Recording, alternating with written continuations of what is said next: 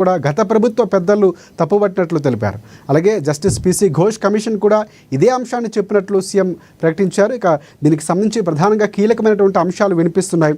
అసలు కాళేశ్వరం అనేది చాలా పెద్ద ప్రాజెక్టుగా జీవనాధారంగా చెప్పుకున్నటువంటి ముఖ్యమంత్రి కర్త కర్మ క్రియ తానే అని చెప్పుకున్నారు. కానీ కుంగుబాటు తర్వాత పూర్తిగా అధికారులపై నెట్టే ప్రయత్నం, లేకపోతే కంపెనీలు ఇలాంటి కంపెనీలపై నెట్టే ప్రయత్నాలు ఇవన్నీ చేస్తున్నారు. సో దీనికి సంబంధించి మనతో పాటు విశ్లేషించేందుకు స్టూడియోలో డాక్టర్ పులి అనిల్ గారు ఉన్నారు, ఏసీసీ నేషనల్ కోఆర్డినేటర్. వారికి ప్రత్యేక నమస్కారం. నమస్కారం అనిల్ గారు. నమస్కారం. అనిల్ గారు, చాలా కీలకం. కాంగ్రెస్ పార్టీ ఒక కృతనిశ్చయంతో ముందుకెళ్తుంది. అయితే ఈ జరిగినటువంటి అంశం కూడా కాంగ్రెస్ పార్టీ అధికారంలోకి రాకముందే జరిగింది. సో గతంలో బాంబులు పెట్టి పేల్చేశారేమో అన్నటువంటి ఊహాగానాలు కూడా కేటీఆర్ వినిపించారు. కానీ ఎక్కడ అవాస్తవాలు పీసీ ఘోష్ కమిషన్ క్లియర్గా చెప్పింది. కానీ రిపోర్ట్లు కూడా చించేసినటువంటి పరిస్థితి బీఆర్ఎస్ పార్టీ.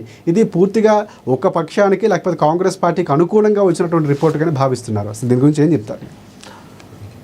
నిజంగా ఈరోజు నేను ఏఎన్ఎన్ న్యూస్ వాళ్ళను మనస్ఫూర్తిగా అభినందిస్తున్నా. ఎందుకంటే రాష్ట్ర ప్రయోజనాల దృష్ట్యా ఈరోజు మీరు ఇంత మంచి ఒక టాపిక్ని, అది కూడా అసెంబ్లీ సెషన్స్ జరుగుతున్న సమయంలో మీరు పెట్టడం అనేది నిజంగా మీ యొక్క జర్నలిజానికి నేను నిజంగా అభినందనలు తెలియజేస్తున్నా. ఎందుకంటే ప్రజలకు ఏది కావాలో అది అందించే వ్యవస్థను ఎప్పుడు ఉంచాలి ప్రజాస్వామ్యంలో.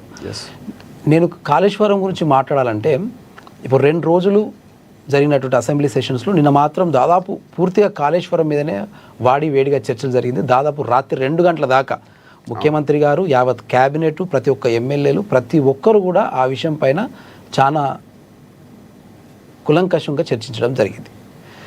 ఉద్దేశం ఏంటంటే, మీ అందరికీ తెలుసు, మనకు ఈరోజు దాదాపుగా 3 లక్షల వార్షిక బడ్జెట్ ఉన్న రాష్ట్రం మనది. కొన్ని రాష్ట్రాలలోనైతే 60,000 లక్షలు, 70,000 లక్షలు, లక్ష కోట్ల బడ్జెట్ ఉన్నటువంటి 3 లక్షల కోట్ల బడ్జెట్ మనకుంటే దాదాపు 1,00,000 కోట్ల బడ్జెట్ కూడా ఉన్నటువంటి రాష్ట్రాలనే. అటువంటి రాష్ట్రాలకే ఒక బడ్జెట్ కేటాయించే పరిస్థితిలో ఉన్న ఆర్థిక వ్యవస్థలో దాదాపు 1,00,000 కోట్లతోని, అంటే ఒక రాష్ట్రానికి, ఒక చిన్న రాష్ట్రాలకైతే ఎంత బడ్జెట్ ఉంటుందో అంత బడ్జెట్ను కేవలం తెలంగాణ రాష్ట్రంలో కేవలం ఒక ప్రాజెక్టు మాత్రమే కేటాయించడం అనేది చాలా అనుమానాస్పదాలు రేకెత్తించే విషయం. ప్రాజెక్టులు అవసరమే, జీవనాధారానికైనా రైతులకైనా ఓకే, ప్రాజెక్టులు అవసరమే. కానీ వాళ్ళు ప్రాజెక్టులకు ప్రజల యొక్క ప్రాణాలను, ప్రజల యొక్క మొత్తం యావత్ తెలంగాణ భవిష్యత్తును పణంగా పెట్టి వాళ్ళు చేసిన ఈ రోజు దుర్మార్గం ఎంత దారుణం అంటే, హిట్లర్ లాంటి నియంతలు కూడా ఇంత దారుణమైనటువంటి వైఖరిని ఎప్పుడు అవలంబించలేదు. హిట్లర్ రాజ్యానికన్నా దారుణమైన రాజ్యాన్ని గత 10 సంవత్సరాల్లో బీఆర్ఎస్ను కేటీఆర్, హరీష్ రావు చేసిండ్రు.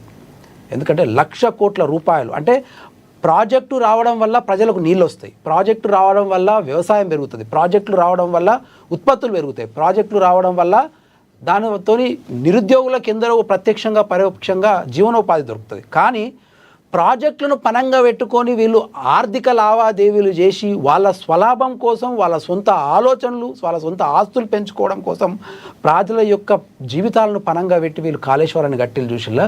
అలా గట్టిలు కాబట్టి అలా కూలింది. ఎప్పుడు మా రేవంత్ రెడ్డి గారు ఒక మంచి మాట అంటారు, నీ యొక్క లక్ష్యం చాలా నిజాయితీగా ఉంటే, నీ యొక్క ఆలోచన చాలా ప్రజా ప్రయోజనంగా ఉంటే ప్రకృతి నీకు సహకరిస్తుందని చెప్తాడు. అది నిజంగా కూడా సత్యం. వారు చేసిన మోసానికి అనుగుణంగా ప్రకృతి కూడా తట్టుకోలేకనే వాళ్ళ హయాంలో కూలింది. అది కట్టడం జరిగింది, కూలడం జరిగింది. కాబట్టి ఇది ప్రపంచంలోనే జరిగినటువంటి అతి పెద్ద డిజాస్టర్.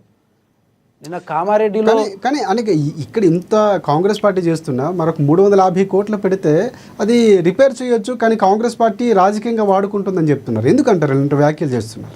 లేదు, అట్లా ఇప్పుడు ఏది చేయాలన్నా, ఇప్పుడు కాంగ్రెస్ పార్టీ, కాంగ్రెస్ కార్యకర్తలు, కాంగ్రెస్ మంత్రివర్గమో పోయి రిపేర్లు చేసేది కాదు. We have a body like national dam safety authority అని ఉన్నది. ఓకేనా? నేషనల్ డ్యామ్ సేఫ్టీ అథారిటీ యొక్క అనుమతులు కానీ, వాళ్ళ ఆలోచనలు కానీ, వాళ్ళ సాంకేతిక ఆలోచనలు కానీ పరిగణించకుండా కట్టడం వల్లనే ఈరోజు కాళేశ్వరం కూలింది. కాబట్టి కాంగ్రెస్ పార్టీ రిపేర్ చేయించదు. ఒకవేళ మన నేషనల్ డ్యామ్ సేఫ్టీ అథారిటీ అయినా కూడా, లేకపోతే హైడ్రాలిక్ అసోసియేట్ ఆర్గనైజేషన్స్ అయినా ఓకే, లేకపోతే ఇరిగేషన్ ప్రాజెక్ట్స్ గురించి ఎప్పుడు మానిటరింగ్ కమిటీస్ అయినా ఇవి ఆలోచన ఇచ్చి దాన్ని రిపేర్ చేయమంటే రిపేర్ చేసే పరిస్థితి ఉంది. ఇప్పుడు రిపేర్ చేయాలంటే ఏం చేయాలా? ఉన్న గోడకు ఏదో సిమెంట్ అద్ది అస్తర్కారు చేసినట్టు కాదు కదా, ఉన్నట్టు బిల్డింగ్ కూలినటువంటి ఆ పిల్లర్లను మొత్తాన్ని తీసేసి మళ్ళీ కట్టాలి. డ్యామ్ సేఫ్టీ అథారిటీ ఏమంటుంది? తీసే సమక్షంలో మొత్తం ప్రాజెక్టే కూలిపోయే అవకాశం ఉన్నది.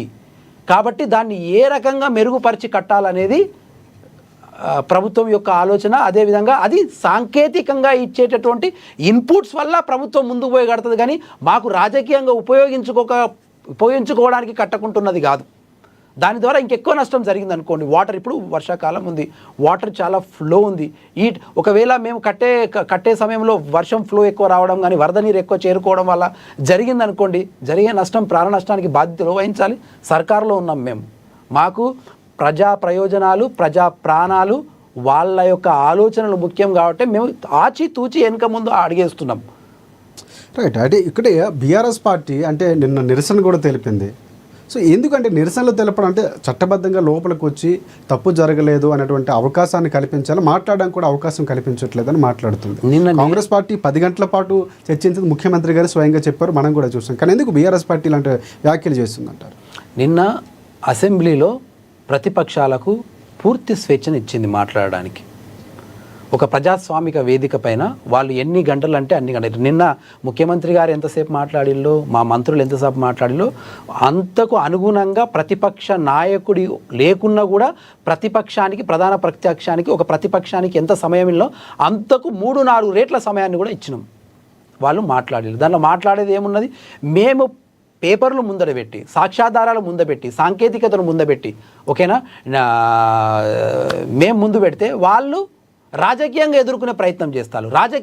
మేము శాస్త్రీయపరమైనటువంటి ప్రశ్నలు మేము అడిగితే వాళ్ళు రాజకీయపరమైన సమాధానాలు ఇస్తారు. అది కాదు కదా. శాస్త్రీయపరమైన ప్రశ్నలకు శాస్త్రీయపరమైన సమాధానాలు ఇవ్వాలా హరీష్ రావు గారు. కానీ వారు ఏం చేస్తారు? అదేదో తెలంగాణ భవన్ నుంచి ప్రెస్ మీట్లో మాట్లాడినట్టు మాట్లాడుతాడు. కక్షపూరితమైనటువంటి రాజకీయాలు చేస్తారని. కక్షపూరితమైన రాజకీయాలు చేయాలనుకుంటే మేము ప్రభుత్వంలో ఏర్పడి దాదాపు 18 నెలలు అవుతుంది. డే 1 నుంచే స్టార్ట్ చేయొచ్చు కదా, అందరిని తీసుకుపోయి లోపల వేయచ్చు కదా. మీరు కదా అనుకోకుండా దేని దానికి చిన్న చిన్న డ్రోన్ ఎగరేసినా కూడా దాదాపు 14